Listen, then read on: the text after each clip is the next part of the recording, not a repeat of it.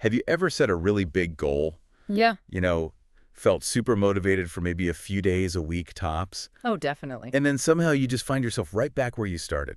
It's a really frustrating cycle. I think many of us know it well. Yeah. Today, we're going to try and cut through some of that struggle. We're doing a deep dive into Atomic Habits, Tiny Changes, Big Results by James Clear. A hugely popular one. Absolutely. And this deep dive, think of it as your shortcut to understanding a really, well, groundbreaking system for building routines that actually stick. Unstoppable routines. Right. And the key is, it doesn't rely just on raw willpower, but on these surprisingly simple shifts. Clear's core promise. It's simple but powerful.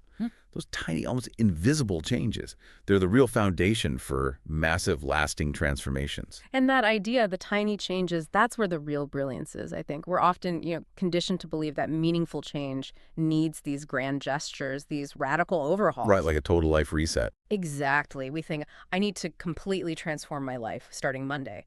But Clear presents this really compelling statistic. If you just get 1% better each day for a year, just 1%, you'll actually be 37 times better by the end of it. 37 times. That's incredible. It's kind of counterintuitive, isn't it? Success isn't really about that massive, overwhelming action or these sudden leaps. It's about consistent, minuscule improvements, things that compound over time, creating the sort of exponential growth curve. Wow. That's the real aha moment, I find. Realizing that the true nature of profound, sustained change isn't some sudden surge of willpower, but really the quiet power of just showing up consistently. That is fascinating because it completely reframes how we even think about self-improvement.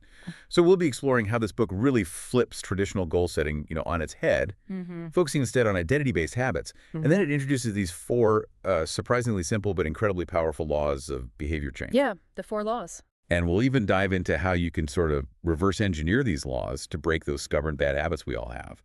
This deep dive, it's really going to reveal how, as Clear puts it, every action you take is a vote for the person you want to be. I love that quote. And understanding these subtle systems, it can genuinely reshape your life. It really can. So let's really unpack that idea first, the identity-based habits. Yeah. Because that feels like such a foundational shift in thinking, right? It is. Usually when we try to change, we focus on the outcomes. Like, I want to lose weight, or I want to read more books, standard stuff. Yeah, the what. But Clear suggests a different approach. Focus on who you want to become, not just what you want to achieve. What's the real power behind that reframe? Well, the compelling aspect here is that shift from an external goal to an internal self-perception. So instead of saying, I want to read more, like in your example, you reframe it to, I am a reader. Okay. It makes you ask this important question. What kind of person would naturally get the results I'm aiming for? What would a reader do? Right. What's their default behavior? Precisely. Your actions then start to flow more organically from that self-image. Every time you pick up a book, maybe even just for a few minutes, you're not just, reading pages. You're literally casting a vote, as you said, for the person you want to be. A vote for I am a reader. Exactly. And this act of consistency, doing the thing that a reader does, it reinforces that internal identity. It creates this powerful feedback loop that then drives more action. It's about becoming the type of person who just does those habits almost effortlessly. Okay, that makes a lot of sense. Yeah. So once you've started to clarify that identity, that picture of who you want to be, how does Clear suggest we actually start implementing these changes? Yeah. I guess that brings us right to his 4 laws. The 4 laws of behavior change, yeah. Deceptively simple, as you said. The first one is make it obvious. Right. And what's compelling here is just how much our environment shapes our choices, often without us even realizing it. Yeah. So if you want to work out more, for instance, a simple way to make it obvious is like strategically place your workout clothes and shoes right by the door or next to your bed. Say you basically trip over them. Pretty much. You're physically putting a visual cue where you're almost certain to see it. And this drastically reduces that mental friction. You little friction, I like that term. Yeah, that internal resistance or effort our brain feels before we even start something new. The less effort it takes to just initiate the habit, the more likely it is to stick. Make the cue unmissable. Okay, obvious cues. Got it. Building on that visibility, the next law focuses on making the habit appealing. Make it attractive. This sounds like it's about pairing the habit you want with something you already like. Precisely. This is often called temptation bundling. It's quite clever, actually. How does that work? So, say you're trying to make running more appealing. Maybe you find running a bit of a drag. You could decide that you only get to listen to your absolute favorite can't wait to hear podcast while you're out on your run. Ah, okay. So you link the reward directly to the less fun activity. Exactly. You leverage your brain's natural reward system. The activity you're trying to build, the running, becomes the gateway to something you genuinely look forward to, the podcast. It makes the new habit much more, well, attractive, alluring. That's smart. Then there's the third law. Make it easy. Yeah. This one seems almost too straightforward, but I suspect it's incredibly powerful for just getting started, overcoming that initial inertia. Oh, it absolutely is. The true genius of this law, I think, lies in reducing the activation energy needed to start. Activation energy, Yeah. like in chemistry. Kind of, yeah. The energy needed to kick off the reaction. So don't aim to, write an entire novel chapter when you sit down. Right, don't overwhelm yourself. Instead, just commit to opening the document. Or maybe writing for just 2 minutes. That's what Clear calls the 2-minute rule. 2 minutes, that's it. That's it to start. The goal is to make that initial step so incredibly easy, so low friction, that you basically can't say no. It dramatically lowers the barrier to entry, making it far more likely you'll actually begin. And, often, starting really is the hardest part. Once you're doing it for 2 minutes, you might just keep going. Yeah, getting over that initial hump makes sense. Okay, and finally, number 4.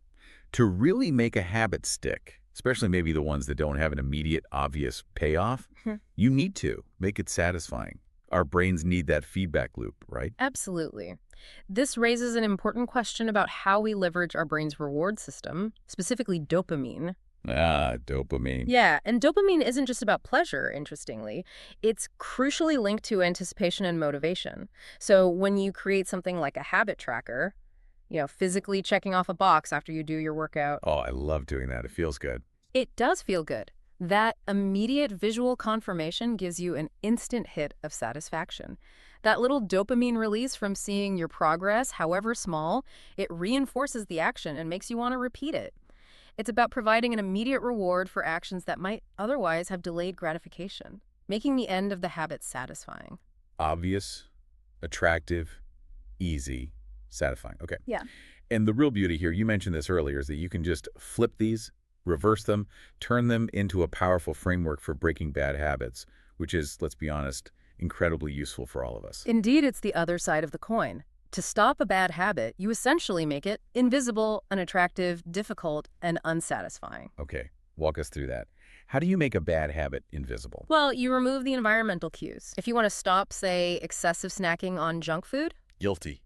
many of us are. Don't buy the unhealthy snacks in the first place.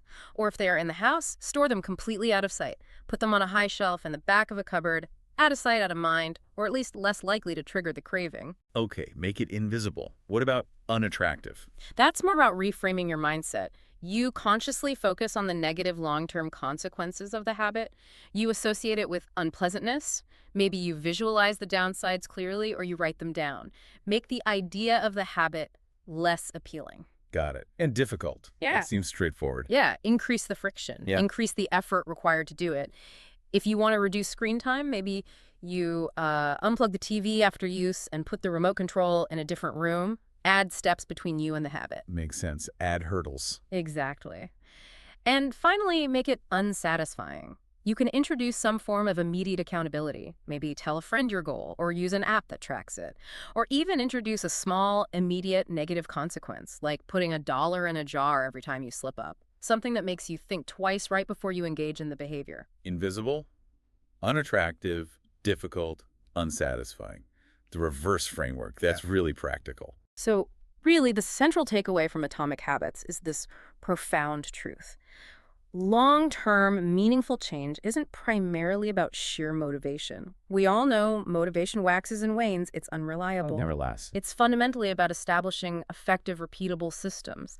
Instead of just fixating on setting bigger, more ambitious goals, the really powerful shift is to focus on building better, more intentional habits. Right. And this just reinforces that compelling concept that those small choices every day, the tiny habits, they really can lead to big transformation over time. It's the compound interest of self-improvement. Okay, so let's quickly summarize those core actionable insights we've unpacked. First, remember the surprising impact of those tiny gains, that 1% improvement compounding day after day into massive change over a year. It's huge. Hmm. Then there's that crucial shift from outcome-based goals to identity-based habits, Yeah. moving from I want to read more to Yeah. embodying I'm a reader to really internalize the change you want to see. The who before the what. Exactly. And of course, the very practical application of the 4 laws of behavior change. Make it obvious, like putting your workout gear by the door to cut down that mental friction. Yeah. Make it attractive. Maybe pairing that new habit with something you already love, like a favorite podcast only during your run. Temptation bundling. Make it easy.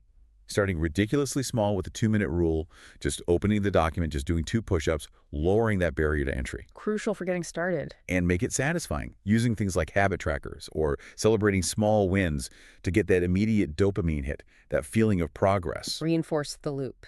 And, importantly, don't forget the power of reversing these laws to break bad habits, make them invisible, unattractive, difficult, and unsatisfying. A complete toolkit, really. It really is. So building on that idea, if every small action truly is a vote for the person you aspire to become, maybe consider this. What is one tiny, almost imperceptible vote you can cast for yourself tomorrow? Maybe it's just drinking 1 extra glass of water. Or meditating for literally 60 seconds. Or like we said, opening that book you want to read, even if it's just for 5 minutes, just one tiny vote. It's just one small thing. Yeah. And then think about how consistently casting those tiny votes day after day, week after week, how could that begin to reshape not just your habits, but your very identity, your sense of self, and ultimately your future? It's worth reflecting on.